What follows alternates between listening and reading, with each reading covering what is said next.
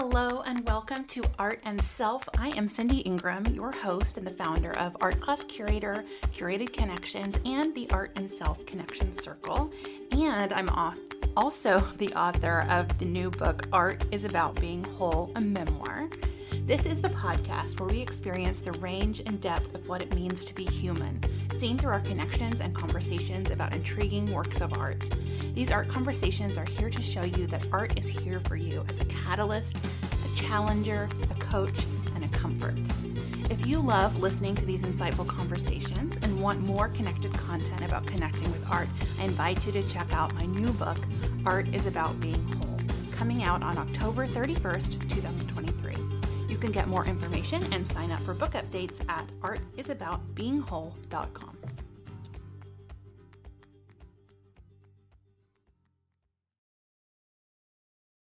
Hello. Today is the day that my book comes out.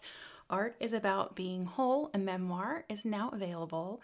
You can get the link to buy at artisaboutbeingwhole.com. The Kindle version is on sale this week for 99 cents only, but the paperback is the one that you really want because it has all the images and the artwork throughout the book, which is so beautiful. So today for the podcast, what I have for you is a sample chapter of the book. So this is one of my favorite chapters. It is the chapter where I discuss the painting, The Two Fridas by Frida Kahlo, and also tell the story of my shame and my social anxiety and the impact that had on me. So this book, in every single chapter, there is a different work of art that I interpret alongside my story. So you're both getting the connection to the art and you're hearing the story of my sort of healing from mental health and trauma to kind of the place I am at now, which is wholeness, which is embracing who I am as I am, and celebrating every part of me. So again, you can get the book at artisaboutbeingwhole.com, and I hope you enjoy this chapter. It is really been just the absolute honor and delight and struggle and everything of my life writing this book. It has truly been a labor of love, and I think what has happened or what has come out of this is something that is so true to who I am, and I feel like I have somehow managed to just completely open myself up and put it in a book. And I'm just so proud of it. So I hope you like it too. Without further ado, here is the chapter on the Two Fridas. Chapter 2, The Two Fridas. Compassionately, she sits with me, holds my hand, her lifeblood healing.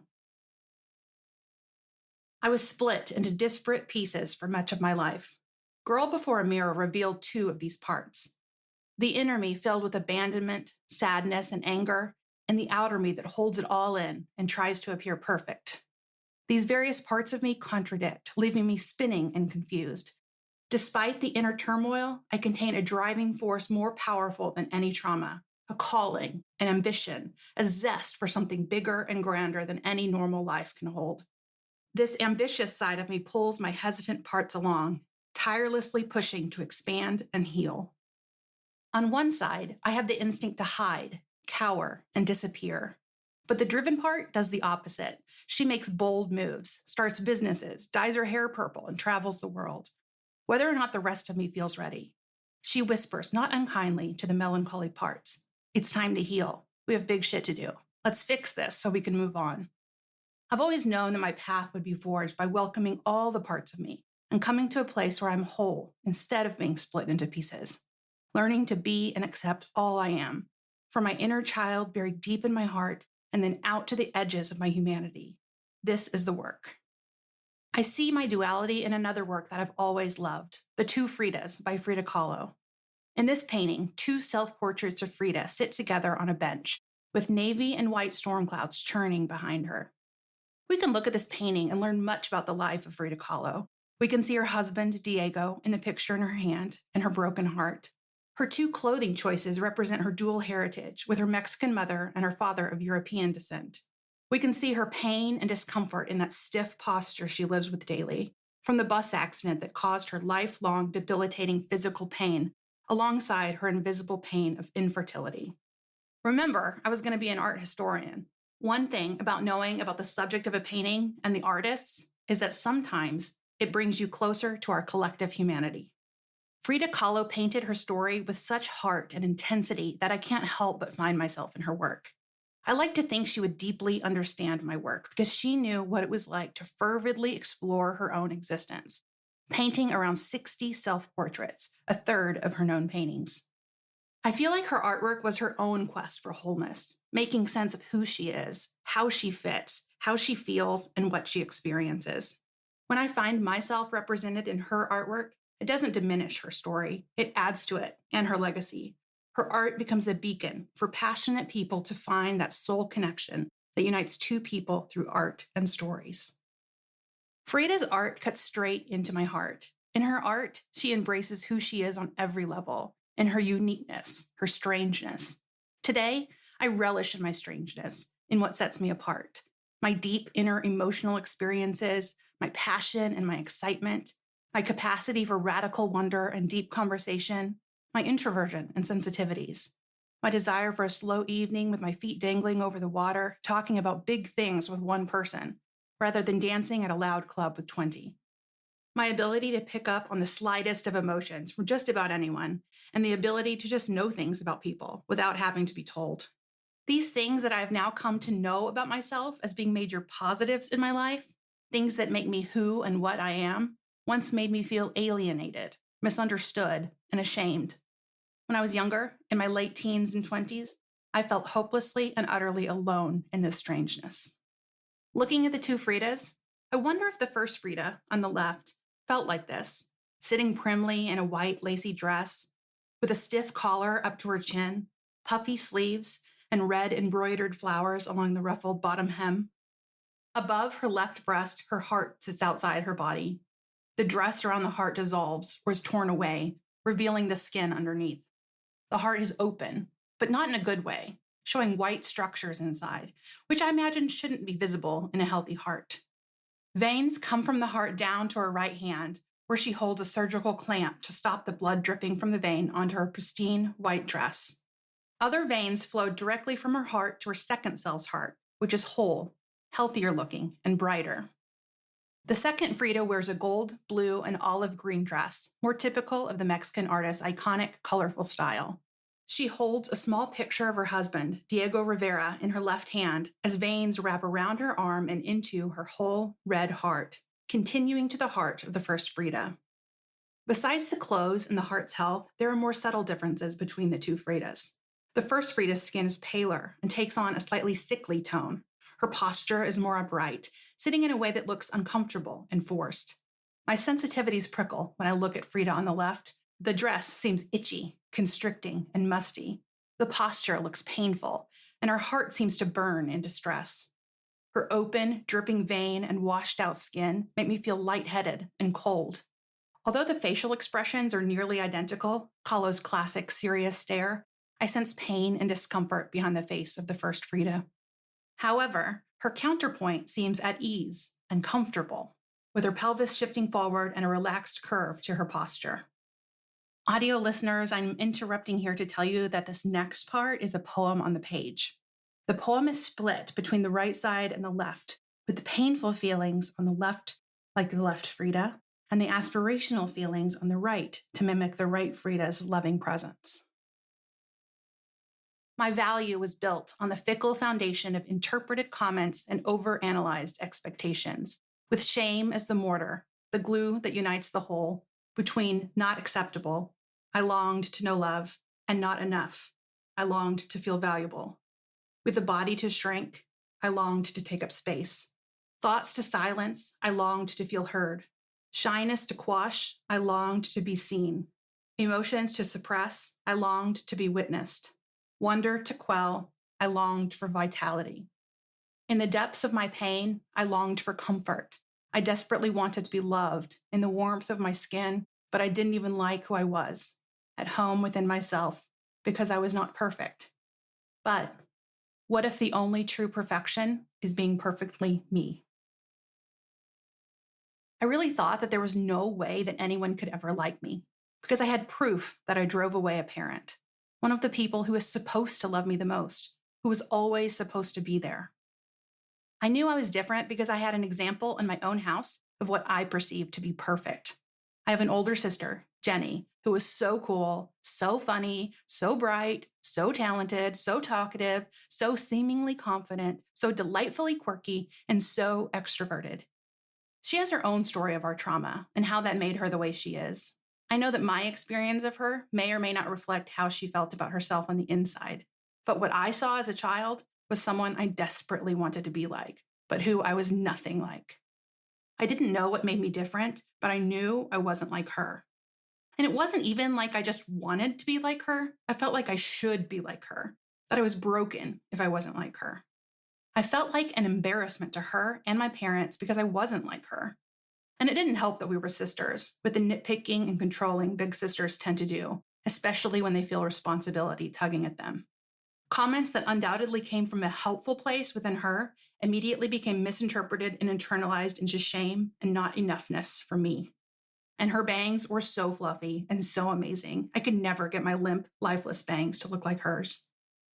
Lily King, in her book Writers and Lovers, says, I squat there and think about how you get trained early on as a woman to perceive how others are perceiving you, at the great expense of what you yourself are feeling about them. Sometimes you mix the two up in a terrible tangle that's hard to unravel. And to me, of course, being different when you are young means being an outcast. It means having no friends and not belonging with family. So I did all I could to pretend I wasn't as different as I felt. I could feel myself bending into the first Frida's ideal to please and fit. But the problem is that I'm not a good actor or liar.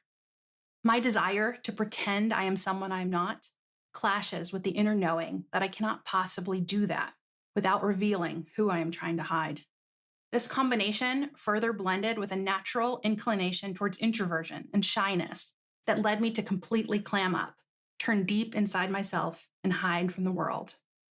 Every social situation became the intricate act of diffusing a bomb or perhaps an open heart surgery, as reflected in the Two Fridas, where each wire, vein, or conversation thread became a threat that could blow up, bleed out, or reveal to everyone that all was not as it seemed with me. Just a slip of the first Frida's hands would release the pressure of that surgical clamp, letting the blood flow from the open vein. I can see this Cindy, trying to play the perfect part and trying to fit in the Two Fridas. Like the Frida on the left, I made it my mission to hold it together, trying to appear like everything is okay. But it's easy to see that the first Frida is struggling. Her heart is not fully pumping the blood she needs, and her body is hurting, as seen by her stiff posture. Her clothes are not the ones she is comfortable in. Her skin pales as the blood pumps away from her body. It takes all of her energy to hold it together. Her thoughts and feelings are all directed towards the challenge of just existing. There's nothing left for joy, nothing left for love, nothing left for peace, nothing left for finding wholeness. What developed slowly throughout my childhood and adolescence and then raged in my 20s were layers of shame upon shame upon shame upon shame. One of the biggest ahas from my years in therapy in my 20s was when I first recognized and named that shame.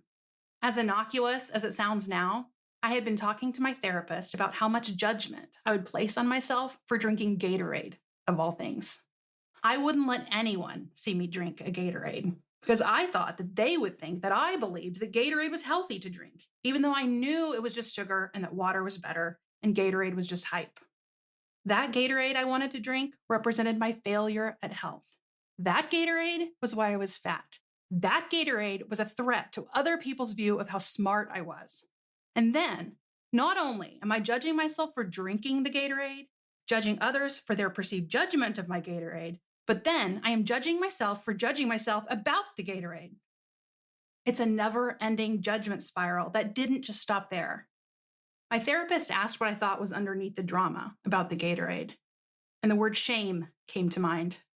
I remember immediately feeling stunned by the word and its implications, the undeniable truth of that word, shame. Once I recognized that shame was beneath the Gatorade spiral, I started to view all of my actions and experiences through this lens of shame. Brene Brown, a leading shame researcher and author, defines shame as the intensely painful feeling or experience of believing that we are flawed and therefore unworthy of love, belonging, and connection. I sincerely wanted to be loved and to belong, as we all do at our very human cores. But I also believed deep down that I was not worthy of that love and belonging. I was too much, too controlling, too emotional, too rough around the edges, too boring, and too burdensome. And like the dark and stormy clouds behind the two Fridas, shame created a cloud between who I thought I should be and who I actually was. It obscured my vitality, my aliveness. It hid away the things that set me apart from others, the things that truly lit me up and brought me the most joy. As I have healed over the last 20 years from this shame, it has felt like unburying the real me. I always knew she was there. I always knew there was a vitality within me that no one could see, that I couldn't really access. But it was there, pushing me along with ambition and adventure. That inner knowing made excavating the layers of shame, one painful layer at a time, worth it. I knew it was there because I saw occasional glimmers of what was underneath. The dense cloud of shame occasionally parted, just as the clouds behind the two Fridas seemed to move and churn, and revealed who I was underneath it all. And when those clouds separated long enough for me to fully embody her, it was sublime. It was taking a big, clean breath of air. It was red, oxygenated blood pumping through my healthy heart. It was the comfort of a relaxed posture and a warm embrace. It was my exterior matching my interior. It was wholeness. In my senior year of college, I had a moment where this real me peeked out from behind the shame cloud. My college years were not the cliched best years of my life. My college years were mostly spent on my landline phone with my long distance boyfriend, now husband, or alone in my apartment in an old hand me down recliner, watching reruns of Friends, playing Boggle on my clunker early aughts laptop, with my only friend Boo, my sweet black cat, curled up on my legs. Any friends I made were short lived or situational. The glimmer of the real me came during my class, Medici Florence and the Politics of Art, taught by my favorite art history professor, Dr. Lewis Waldman at the University of Texas at Austin. To me, he was the epitome of a good teacher, so passionate and animated. He made Renaissance art exciting and intriguing. And even though it was never really a favorite art movement of mine, he captivated me with his teaching style. I saw my own passion for art in his enthusiastic tirades, standing up on the tables with his personality lighting up the dark lecture hall as he waved his hands around in excitement, talking about what I loved most, art. He loved what I loved and made it come alive, drawing me to his classes.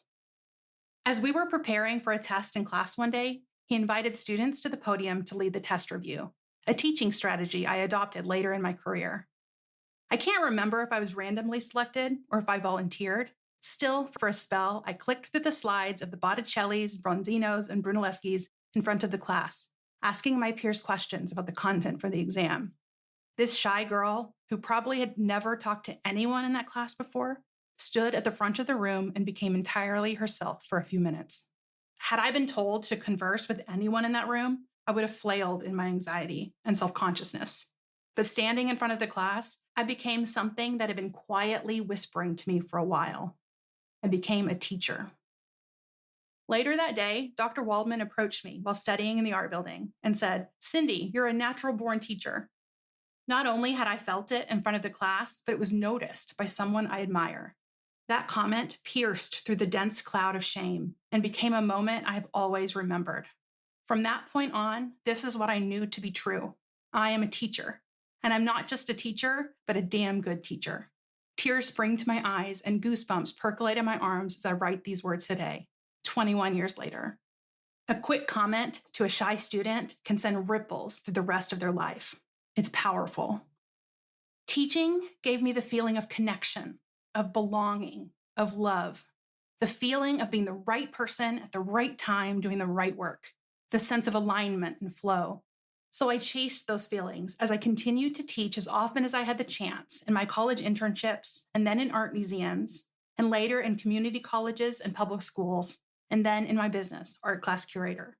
helping other teachers love the craft of teaching with works of art. I would come alive as soon as I got in front of a group of kids or adults. I used to think that my change in demeanor was because teaching was a type of performance. It was putting on a show, embodying a character, and pretending to be confident, faking it until I made it. But I realized along the way that this confidence wasn't an act. As I started to see results of my teaching with the connections that my students made, I realized that I really am a natural born teacher. I'm good at this. In his book, Bewilderment, Richard Powers says, teaching is like photosynthesis, making food from air and light. It tilts the prospects for life a little. The best class sessions are right up there with lying in the sun, listening to bluegrass, or swimming in a mountain stream. In my teaching, I could feel the full fire of my passion for art and share it with others. I could make a real impact on people. And with that confidence and knowledge, hidden parts of my personality could emerge. When teaching, I could allow myself to be charming, funny, and approachable. I could be excited and passionate without abandon and without fear of overwhelming people. I was safe with the art. I was allowed to marvel and celebrate the delightful without dodging judgment or shame. I experienced firsthand how Dr. Waldman's enthusiasm penetrated his classrooms, so I let my natural enthusiasm emerge. Teaching allowed me to feel whole. This revelation of spirit, this eye in the storm of my shame, began to open up some big, unanswered questions. How can I be the vital and at ease Frida on the right, while also feeling the intense pain and discomfort of the left Frida? How could I relish in the joy of the teaching moment, while also wanting to hide and sometimes just cease to exist? Because as delightful as that break in the shame cloud was, the rest of the time I was not okay, and I didn't know why or how to help myself feel better. The year that Dr. Waldman proclaimed me a natural born teacher was the very same year that my anxiety and shame overwhelmed me, to the point of failing my advanced Italian class. Not because I didn't know the content, but because I couldn't even open the door to go to the class. I can still feel the panic that set in as I reached for the door handle. I felt electric jolts up and down my limbs in that intense fight, flight, or freeze moment. I have to shake out my arms as I write just with the memory of them. These drastic physiological responses stopped me from attending class and sent me fleeing, crying on the bus ride home. Every inch of my body would not allow me to enter that building. Every inch of my body told me that I was in danger. I didn't understand what was happening. It felt so much bigger than just not wanting to go to class.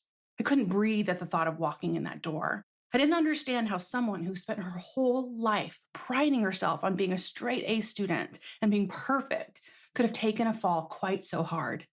I knew that socially and emotionally I was a mess, but I could do no wrong academically.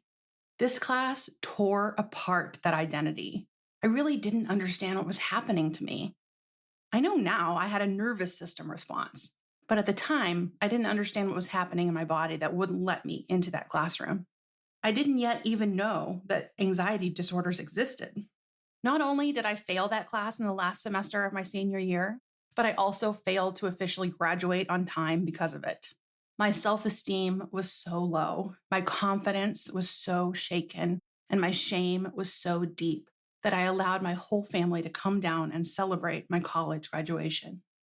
I walked across that stage and didn't have a degree on the other side of that handshake because I had failed my last class. I've never told my family this, and this is probably the first time they're learning it, reading this book. Sorry, Mom, I lied. Footnote.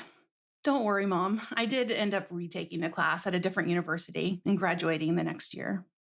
Not only was I leaving behind, quote, the best years of my life with no friends or stories to tell, but I drove away from college with no degree, which called into question my whole identity and white-knuckled title as the most intelligent person in the room. Wholly shaken, and at what felt like rock bottom, I started to seek answers.